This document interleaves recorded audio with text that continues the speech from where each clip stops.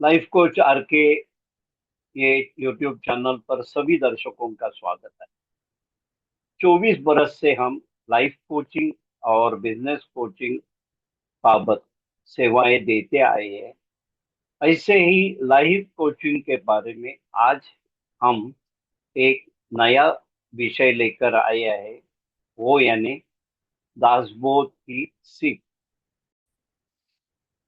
दासबोध एक वैज्ञानिक विषय प्रणाली जो अत्यंत आसानी से एवं सहजता से जीने की कला सिखाने वाला ग्रंथ। इसमें 20 दशक है। हर दशक में 10 समास यानी 10 विषय है। समय की पाबंदी ध्यान में रख के हम 5 विषय एक विभाग में लेंगे। ऐसे 40 विभाग बहुत आसानी से दासबोध आपके सामने प्रस्तुत होने वाला है। 40 विभाग होने के बाद हर विभाग के नीचे डिस्क्रिप्शन में सभी 40 विभागों का विश्लेषण आपको मिल जाएगा। तो चलिए हम ये दासबोध दासबोध की ये श्रृंखला की शुरुआत करें। प्रस्तुति है ज्ञानी एवं अनुभूति संपन्न डॉक्टर शुभदा खटावकर जी की पहचान परिचय थोड़े में। डॉक्टर शुभदा खटावकर माजी प्रधानाध्यापिका, एमए, बीएड, पीएचडी। प्रबंध का विषय था महादेवी वर्मा के काव्य में मानव मूल्यों और दर्शन, मुंबई विद्यापीठ से। समर्थ रामदास विद्यापीठ की 6 परीक्षाएं प्रथम और विशेष श्रेणी में उत्तीर्ण है। 35 सालों से साप्ताहिक विवेक, मुंबई का हिंदी मराठी अनुवाद, लेखों का पुनर्लेखन, प्रूफ रीडिंग इत्यादि। अनेक हिंदी मराठी ग्रंथों एवं पुस्तकों का हिंदी मराठी अनुवाद, अनेक निबंध, कथा, कविता, पुस्तक परीक्षण, इनका लेखन, महाराष्ट्र राज्य उत्कृष्ट वाङ्मय निर्मिती पुरस्कार 1987-88, राष्ट्रीय आदर्श शिक्षक पुरस्कार 2001-2002, तत्कालीन राष्ट्रपति डॉक्टर एपीजे अब्दुल कलाम जी इनके कर कमलों द्वारा प्राप्त 100 से ज्यादा पुरस्कार और 300 350 ज्यादा सम्मान प्राप्त, संत साहित्य पर प्रवचन और अन्य विषयों पर व्याख्यान।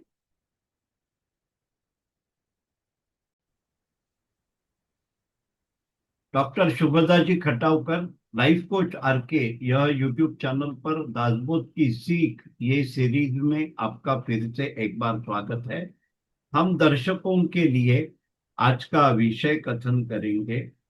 आप सभी को मालूम है, हिंदी में दासबोध दासबोध की सीख ये श्रृंखला में हम है, और हम ज्ञानी अभ्यासक डॉक्टर शुभदा जी खटावकर इनकी वाणी से ये कथन सुन रहे हैं। आज है विभाग 19वां, जगत ज्योति नाम। पहले 5 समास यानी 5 विषय आज हम लेंगे। अंतःकरणिक निरूपण, देह आशंकाएं, देह आशंकाओं का शोधन, बीज के लक्षण, पंच प्रलयों का निरूपण। डॉक्टर शुभदा जी, आपको विनंती है कि आप आज का कथन आरंभ कीजिए। जय जय रघुवीर समर्थ। श्री राम श्री राम श्री राम। पाठकों, अभ्यासकों, दर्शकों एवं दासबोध पर प्रीति रखने वाले सभी रसिकों का मैं तहे दिल से विनम्र अभिवादन करती हूँ। आज के 10वें दशक के जगत ज्योति नाम इस शीर्षक के अंतर्गत श्री समर्थ ने हमें वेदांत के 3 महत्वपूर्ण सिद्धांतों को समझाने का प्रयास किया है। पहला सिद्धांत है, इस जगत में अत्यंतिक शक्तिमान एवं असीम अमर्याद रूप से कार्य करने वाला जो एक शक्तिमान शक्ति संपन्न ऐसा कार्य रहता है, उसका नामकरण जगत ज्योति कहा है।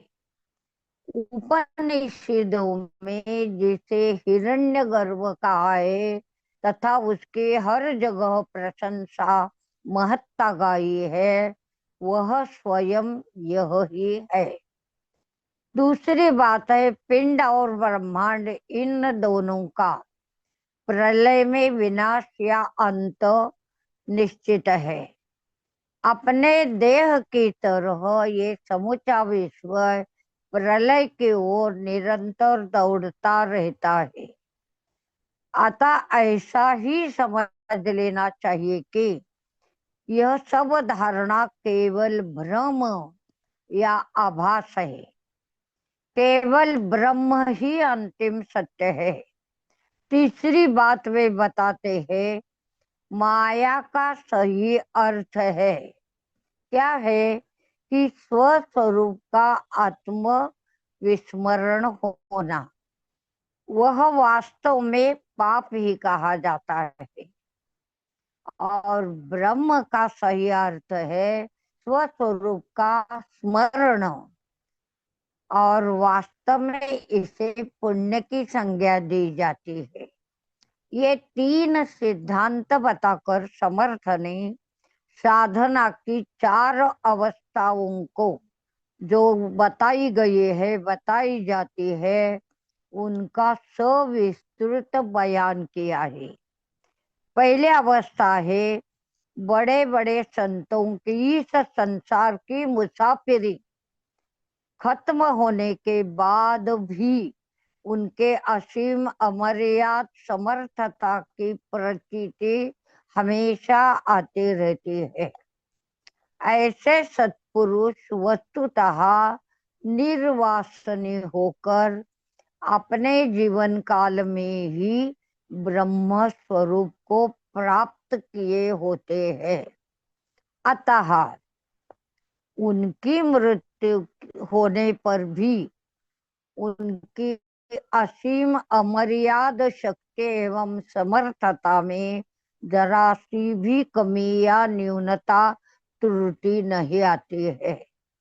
अतः हमें चाहिए कि हम उनकी महत्ता समर्थता पर जब श्रद्धा भाव रखेंगे, तब वे हमारी हमेशा रक्षा करते रहेंगे। कितनी महत्वपूर्ण बात है। आगे की बात मतलब सिद्धांत यह है कि वैसे तो हर एक भजन करता है, परंतु कामना से रहित भक्ति करना, यह तो समर्थ कहते हैं कि एक अलौकिक बात है। इस निष्काम भक्ति में प्रचंड शक्ति और सामर्थ्य है। ऐसी निष्काम भक्ति और ब्रह्म ज्ञान, इनके मिलाप से त्रिभुवन की सबसे महान शक्ति बनती है। वह बेजोड़ एवं सबसे महान है। इस बात को कैसे पहचाने? तो ईश्वर को पहचान लिया, मैं कौन हूँ इसकी पहचान हुई। ब्रह्मांड का निर्माण किसने किया, उसका भी निर्माण हमें मालूम हुआ। इसका सही सही ज्ञान हुआ। इन सब का प्रमुख निर्माता कौन, ये भी अच्छी तरह से मालूम हुआ। तब क्या होता है, तो अपने पापों का क्षय होता है। जीवन के क्लेश पीड़ाओं का भी अंत होता है। तब निश्चित रूप से ये समझ लेना कि हमें अंतर ज्ञान जो है, जिसे हम आत्मज्ञान कहते हैं, उसकी प्राप्ति हुई है। अब तीसरी बात ये बताते हैं कि सद्गुरु का स्वीकार अच्छी तरह से मतलब निरीक्षण परीक्षण करने के बाद करना चाहिए। उसके बाद उसकी संगति में रहे, श्रवण मनन एवं निधिध्यास से संपन्न बने और तुरंत आत्म साक्षात्कार कर ले, यह अलौकिक स्थिति प्राप्त हो जाए। इसलिए हमें चाहिए कि हम इस समाज का निधिध्यास पूर्वकता से अध्ययन मनन चिंतन करें। यह सीख लेकर हम आगे के चिंतन की ओर बढ़ते हैं। उसका शीर्षक है अंतःकरणिक निरूपण। सचेतन प्राणी का सबसे महत्वपूर्ण लक्षण यह है कि उसकी सचेतनता। इसका स्पष्ट मतलब यह है कि उसके एहसास, मतलब उसे हर बात की जो प्रचिति आती है वह एहसास है, अर्थात उसके अंतःकरण की पुण्यशीलता, शुद्धता। इतना ही नहीं तो इन एहसासों का व्यक्त स्वरूप तरह तरह के प्राणियों में विविध प्रेरणाओं के रूप में उसकी प्रत्यानुभूति आती रहती है। वैसे तो कुत्ता, बिल्ली, गाय, हाथी, सर्प, तोता और मनुष्य, ऐसे सब आखिर में प्राणी ही है, परंतु उनके देह और स्वभाव, इन दोनों में पूरी तरह भिन्नता है। ऐसा होने पर भी श्री समर्थ कहते हैं कि उनमें कार्यरत होने वाली सब प्रेरणाएं वस्तुतः थोड़े अधिक मात्रा में समान ही है, ऐसी ही अनुभूति आती है। अतः हमें इस निष्कर्ष को स्वीकारना पड़ता है कि उनमें सामान्यतः तृष्णा, क्षुधा, जीवन संघर्ष, दुख, वेदना और काम वासना, इन सब बातों में उनके अंतःकरण में होने वाला एहसास एक ही प्रकार का होता है तथा ऐसी ही वास्तविकता है। अतः इस समाज में श्री समर्थ ये निष्कर्ष निकालते हैं कि सबका अंतःकरण और एहसास का रूप एक ही है। इस उक्ति से श्री समर्थ ने एहसास का जो असामान्यत्व दर्शा है उसे अच्छी तरह से ध्यान में लेकर हम उनके चिंतन के अगले विभाग की ओर बढ़ते हैं। उसका शीर्षक है देह आशंका निरूपण।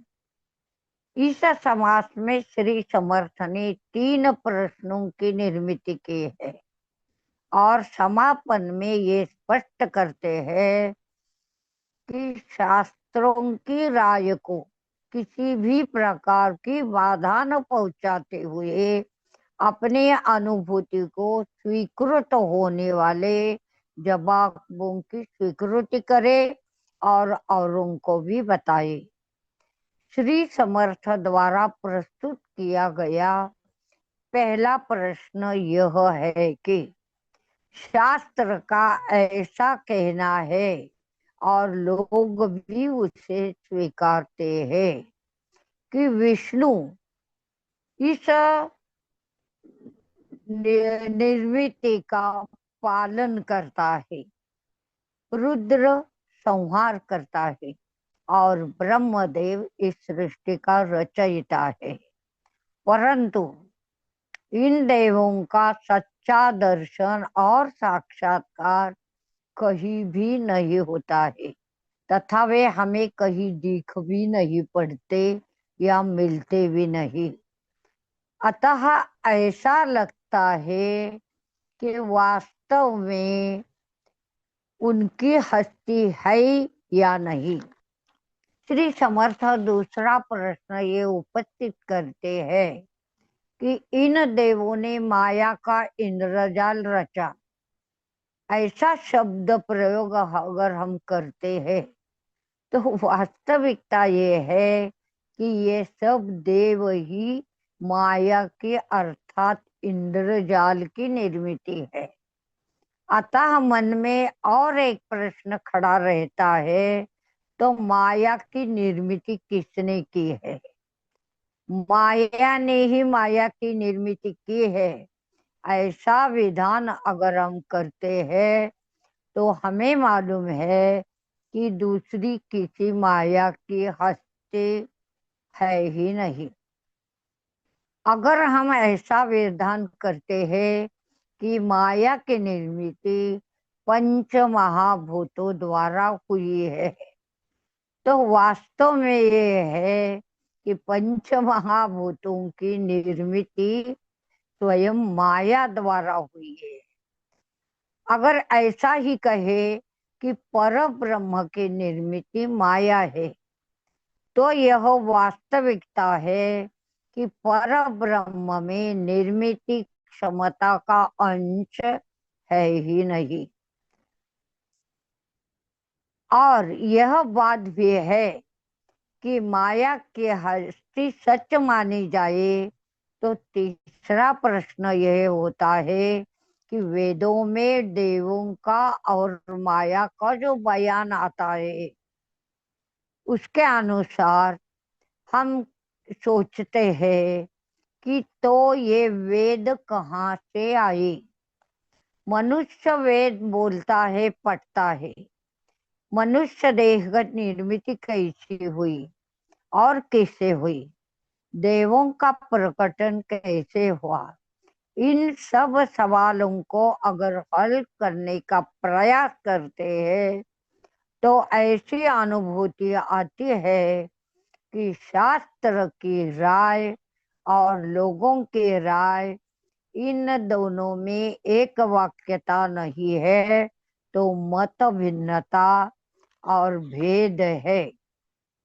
और एक बात यह है कि शास्त्रों के कथनों में भी एक वाक्यता नहीं दृष्टव्य होती।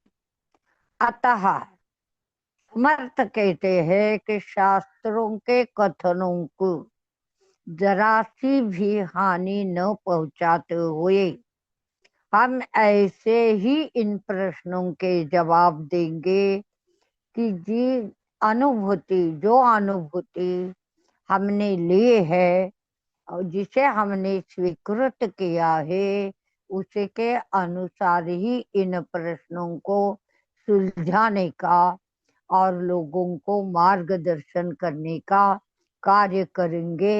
यह सीख लेकर हम इस समाज के इस दशक के तीसरे समाज की ओर जाते हैं। देह आशंका शोधन। इस समाज में श्री रामदास स्वामी जी विश्व निर्मित को जो क्रम है उसे सुस्पष्ट करते हैं। उनके अनंतर वे वायु, अग्नि, आप और पृथ्वी इन चार भूतों के दो दो रूप स्पष्ट करते हैं। अपने देह में जैसे अंतःकरण के हस्ते है, ठीक वैसी हस्ते इस विश्व के अंतःकरण में भी अपना अस्तित्व रखती है।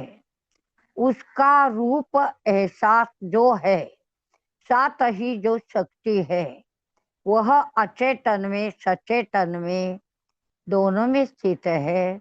परंतु सचेतन में जो अंतःकरण है उसके द्वारा वह प्रकट होती है, दृश्य रूप होती है। तो अचेतन में वह अनुभूति नहीं आती है, वहां उसका रूप छिपा हुआ एवं जिसे हम सुप्तावस्था कहते हैं उसमें रहता है। मनुष्य में निहित अंतःकरण एहसास के रूप में होता है।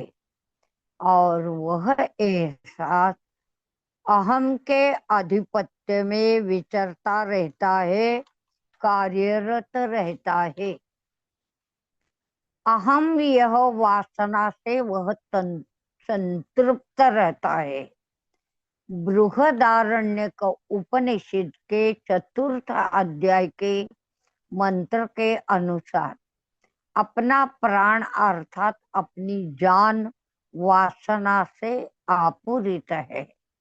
वासनाओं की हस्ती वायु के सूक्ष्म रूप में होती है।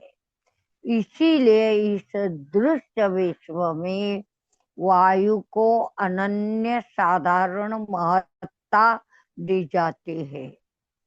समर्थ यहाँ वायु के दो रूप बताते हैं।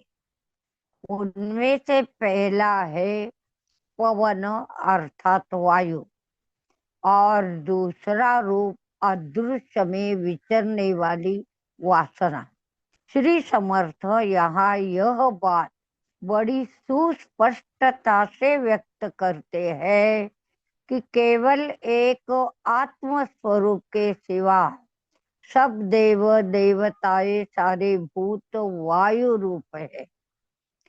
शतपथ ब्राह्मण में अंतर्भूत मंत्रों के अनुसार ऐसा ही सुस्पष्ट होता है कि वायु तो सब देवों की आत्मा है।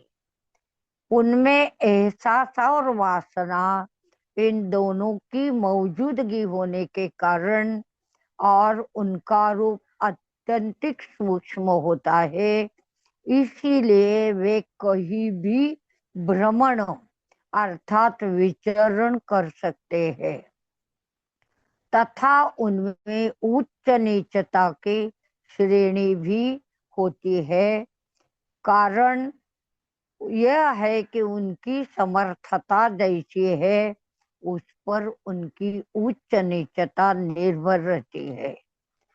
सभी विश्व में ऐसी कतिपय शक्तियां विचरित रहती है और उनकी प्राप्ति के लिए हमें मंत्र तंत्रों की सहायता लेकर उनको वश में लाना पड़ता है। श्री समर्थ ने जैसे वायु के दो रूप हमें बताए, ठीक वैसे ही अग्नि जल पृथ्वी के भी दो दो रूप इस समास में बताए हैं। श्रेष्ठ रूप में जो व्याप्त रूप की शक्ति और समर्थता है उसका आविष्कार बहुत बड़ा एवं बहुत प्रत्ययकारी होता है, परंतु कनिष्ठ रूप में होने वाली समर्थता अत्यंतिक सीमित परिधि में ही विचरती रहती है। इस तरह देह की आशंकाओं का निराकरण होने के लिए इस समास का हमें गहरा अध्ययन करना चाहिए। यह सीख लेकर हम इस दशक के अगले चतुर्थ समास की ओर बढ़ते हैं जिसका नामकरण है बीज लक्षण। मनुष्य की उत्पत्ति बताने के दो प्रकार है। एक है उत्क्रांति सिद्धांत और दूसरा है निर्मिति की प्रक्रिया। अगर हम उत्क्रांति सिद्धांत के मार्ग पर अग्रसर होते हैं तो ये बात समझ में आती है, विश्व का आरंभ होने के पहले यहाँ केवल एक ही शक्ति के हस्ती मतलब अस्तित्व था, वह अमूर्त था। उसके बाद उसे जो मूर्त रूप प्राप्त हुआ वह जड़ द्रव्य में हुआ है। बहुत लंबा अरसा मतलब समय बीतने के बाद जीवन से अर्थात जल से जीवों की निर्मित हुई। जीवों का जो पहला रूप अवतार हमें मालूम कर लेना है, वह है वनस्पति, पेड़ पौधे, हरियाली। इसके बाद उनमें रूपांतरण मतलब रूप में बदलाव होते होते मत्स्य, जानवर, इनकी निर्मित हुई। और इन्हीं जानवरों में जो सुधारित रूप दिखाई दिया वह था बड़े बड़े बंदरों का। और अंत में मनुष्य का निर्माण मतलब अवतरण हुआ। निर्मित का ये विज्ञान यह बताता है कि मूल माया के हस्ते पंचभूतों और त्रिगुणों के अमूर्त रूप में थी ही। उसके एहसास का नाम ही ईश्वर है। इस विश्व के सभी सचेतन और अचेतन विश्व के निर्माण की कल्पना यह भी ईश्वरी कल्पना की समर्थता का ही निर्माण है। विश्व की इतनी बड़ी व्याप्ति निर्माण करके भी वह स्वयं अमूर्त, अलिप्त और स्वस्वरूप में डूबा रहता है। मुंडकोपनिषद में 5-6 मंत्र ऐसे हैं कि उनमें विश्व निर्मिति की घटना का बयान आता है। उनमें से कई मंत्र यह स्पष्ट करते हैं कि सृष्टि के आरंभ में अमूर्त एवं दिव्य पुरुष था। वह अंतर्बाह्य अर्थात सर्वत्र व्याप्त और अजो, अ मतलब नहीं और जो का मतलब है जन्मा नहीं। वह अंतर्बाह्य व्याप्त और अज होने के कारण उसे जन्म की प्रक्रिया नहीं है। हस्ति नास्ति मतलब है नहीं, ये क्रिया भी नहीं है। उसकी शक्ति एवं समर्थता से प्राण, मन, सब इंद्रिय, आकाश, वायु, अग्नि, जल और पृथ्वी, इन सब का निर्माण हुआ है। इतना ही नहीं तो समर्थ कहते हैं सब देव, देवदूत, मनुष्य, पशु पक्षी, इन सब का निर्माण उसकी समर्थता के कारण ही हुआ है। उसमें ही जो रस द्रव्य है, गीलापन है, उसके परिणाम से सारे सागर, पर्वत, नदियां, पेड़ पौधे, इनकी भी निर्मित हुई है। वह अंतरात्मा सब भूतों के अंतःकरण में बस्ती करता है और उनकी पाल पोस भी करता है। श्री समर्थ ने इस समास में इस सिद्धांत का विवरण अत्यंत सुस्पष्टता से और दृष्टांतों की मदद से दिया है।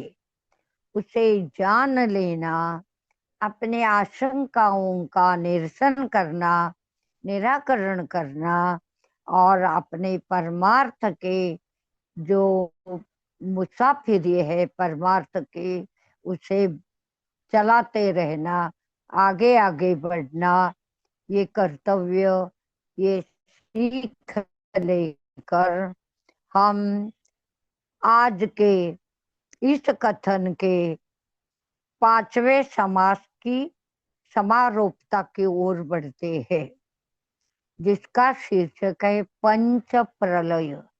पंच का मतलब 5, 5 प्रकार के प्रलय समर्थ यहाँ हमें बताते हैं, स्पष्ट करते हैं।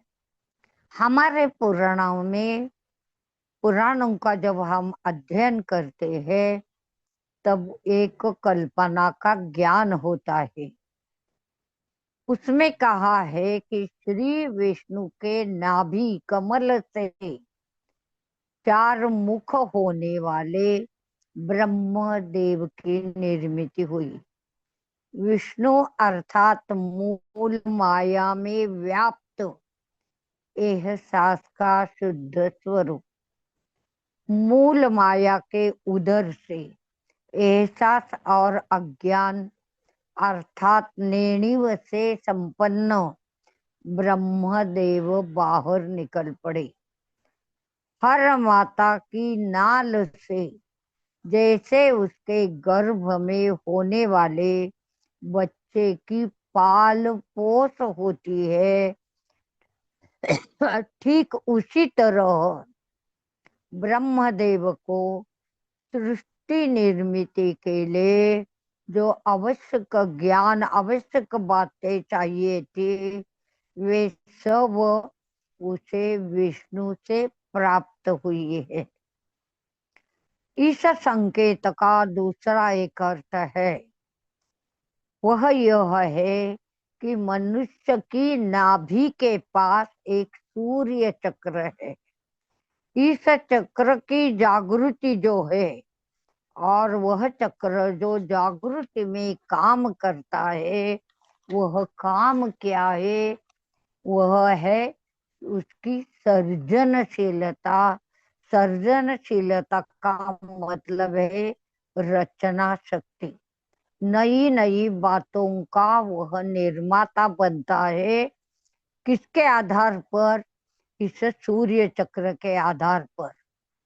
ज्ञान, कला, विज्ञान या जीवन के किसी भी क्षेत्र में उसके हाथों जो नव निर्माण का कार्य होता है, वह सब चेतना सूर्य चक्र की है। सब कवि एवं कलाकारों में ये सूर्य चक्र हमेशा जागृतावस्था में रहता है। ब्रह्मदेव की स्थिति में संकल्प और सिद्धि, इसमें कालांतर ये स्थिति नहीं है।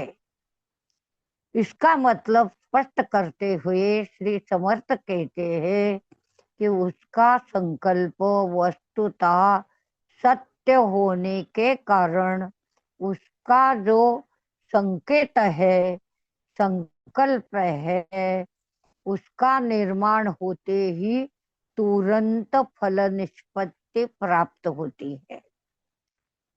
इसी संकेत के अनुसार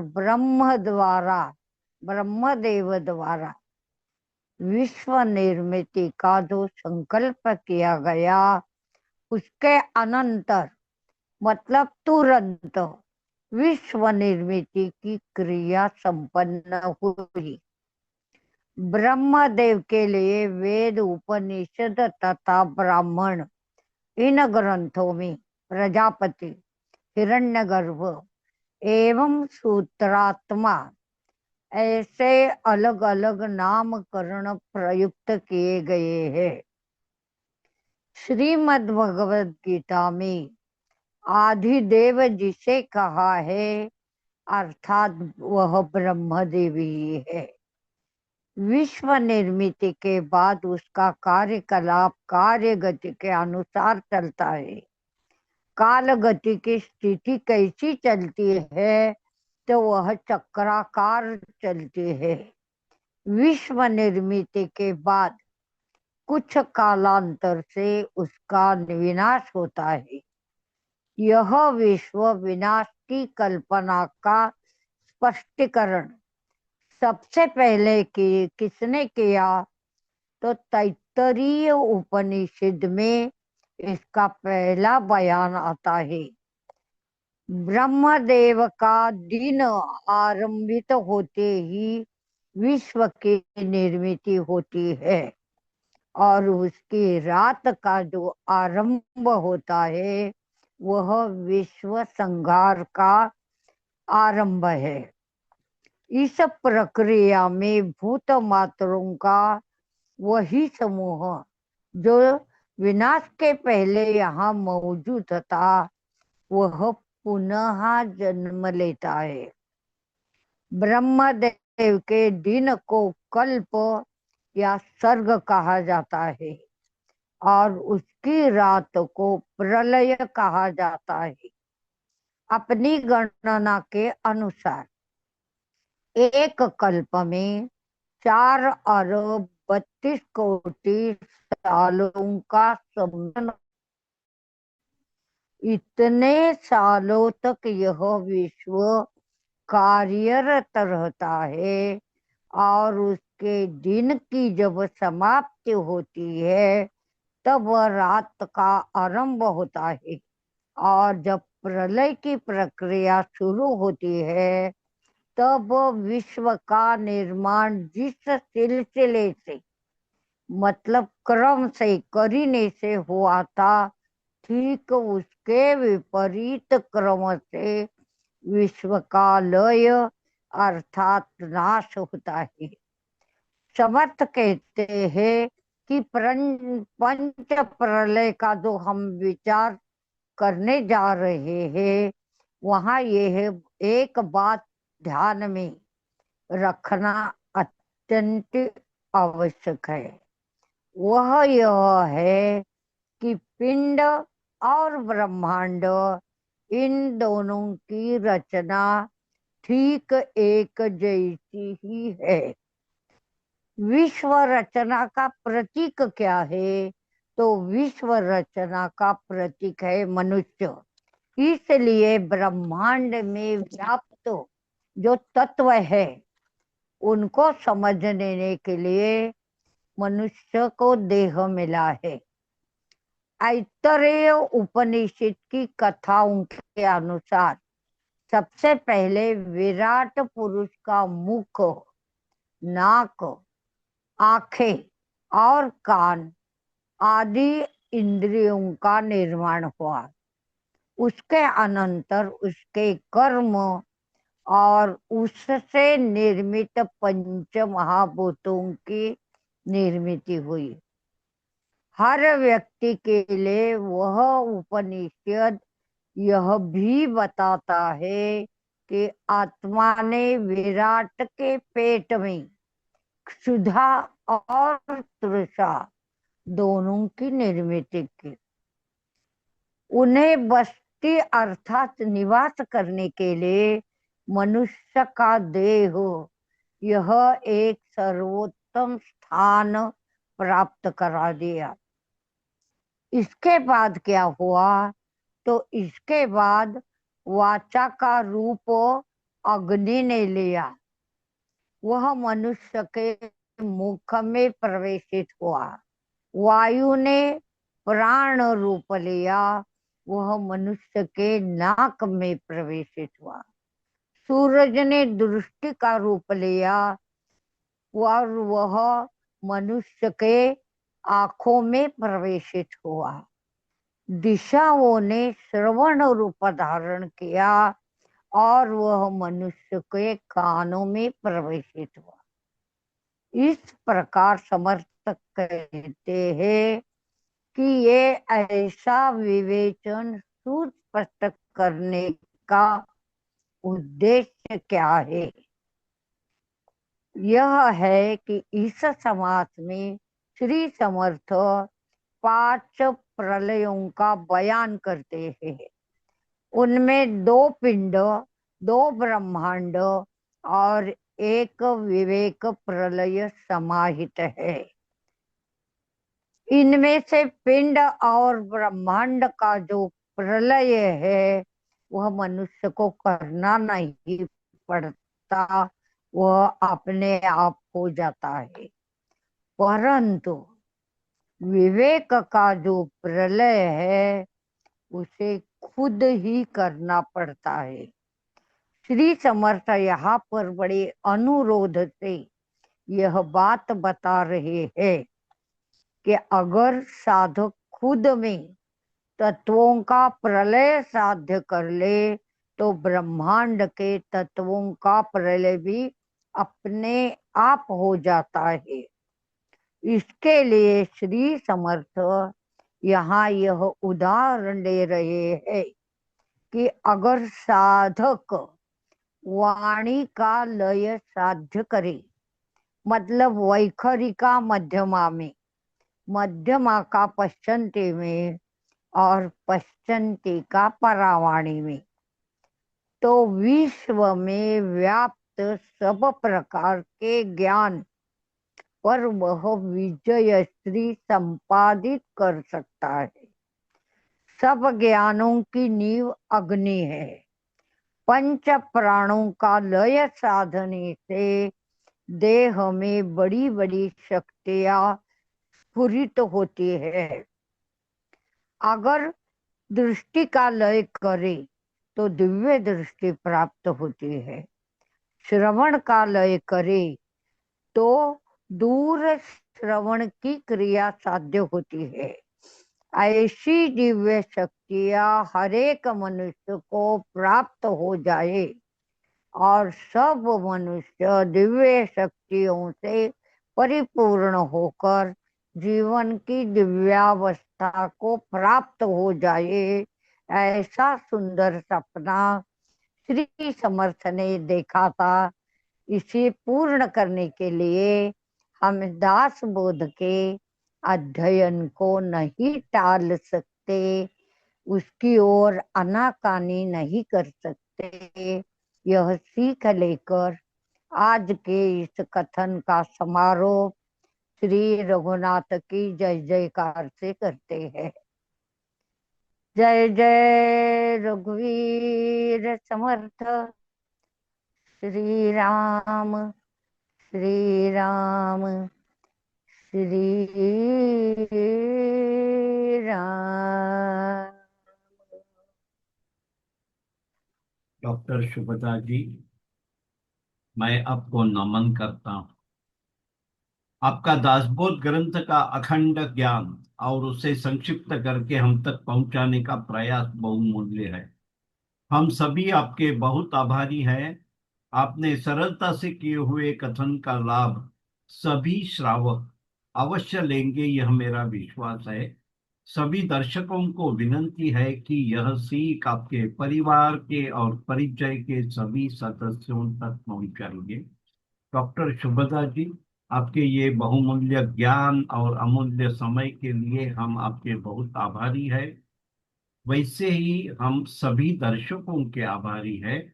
और आज ये श्रृंखला में हम यहाँ रजा लेते हैं।